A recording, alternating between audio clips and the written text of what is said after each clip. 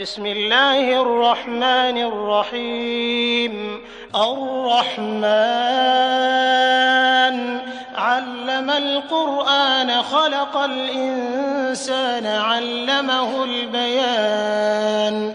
الشمس والقمر بحسبان والنجم والشجر يسجدان والسماء رفعها ووضع الميزان ألا تطغوا في الميزان وأقيموا الوزن بالقسط ولا تخسروا الميزان والأرض وضعها للأنام فيها فاكهة والنخل ذات الأكمام والحب ذو العصف والريحان فبأي آلاء ربكما تكذبان.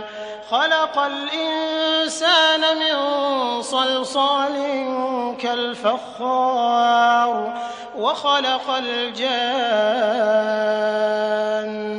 من مارج من نار فبأي آلاء ربكما تكذبان. رب المشرقين ورب المغربين فبأي آلاء ربكما تكذبان. مرج البحرين يلتقيان بينهما برزخ لا يبغيان فبأي آلاء ربكما تكذبان. يخرج منهما اللؤلؤ والمرجان فبأي آلاء ربكما تكذبان. وله الجوار المنشآت في البحر كالأعلام فبأي آلاء ربكما تكذبان. كل من عليها فان ويبقى وجه ربك ذو الجلال والإكرام فبأي آلاء ربكما تكذبان. يسأله من في السماوات والأرض كل يوم هو في شأن فبأي آلاء ربكما تكذبان. سنفرغ لكم أيها الثقلان فبأي آلاء ربكما تكذبان. يا معشر الجن والإنس إن استطعتم أن تنفذوا من أقطار السماوات والأرض فانفذوا لا تنفذون إلا بسلطان فبأي آلاء ربكما تكذبان. يرسل عليكما شواظ من نار ونحاس فلا تنتصران فبأي آلاء ربكما تكذبان. فإذا انشقت السماء فكانت وردة كالدهان فبأي آلاء ربكما تكذبان. فيومئذ لا يسأل عن ذنبه إنس ولا جان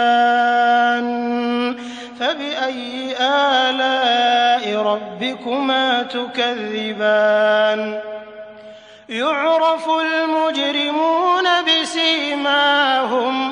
بسيماهم فيؤخذ بالنواصي والأقدام فبأي آلاء ربكما تكذبان.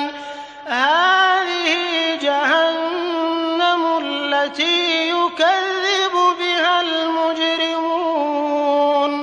يطوفون بينها وبين حميم آن فبأي آلاء ربكما تكذبان. ولمن خاف مقام ربه جنتان فبأي آلاء ربكما تكذبان ذواتا أفنان فبأي آلاء ربكما تكذبان فيهما عينان تجريان فبأي آلاء ربكما تكذبان فيهما من كل فاكهة زوجان فبأي آلاء ربكما تكذبان متكئين على فرش بطائنها من استبرق وجنى الجنتين دان فبأي آلاء ربكما تكذبان فيهن قاصرات الطرف لم يطمثهن إنس قبلهم ولا جان فبأي آلاء ربكما تكذبان كأنهن الياقوت والمرجان فبأي آلاء ربكما تكذبان هل جزاء الإحسان إلا الإحسان فبأي آلاء ربكما تكذبان ومن دونهما جنتان فبأي آلاء ربكما تكذبان مدهامتان فبأي آلاء ربكما تكذبان فيهما عينان نضاختان فبأي آلاء ربكما تكذبان فيهما فاكهة ونخل ورمان فبأي آلاء ربكما تكذبان فيهن خيرات حسان فبأي آلاء ربكما تكذبان حور مقصورات في الخيام فبأي آلاء ربكما تكذبان لم يطمثهن إنس قبلهم ولا جان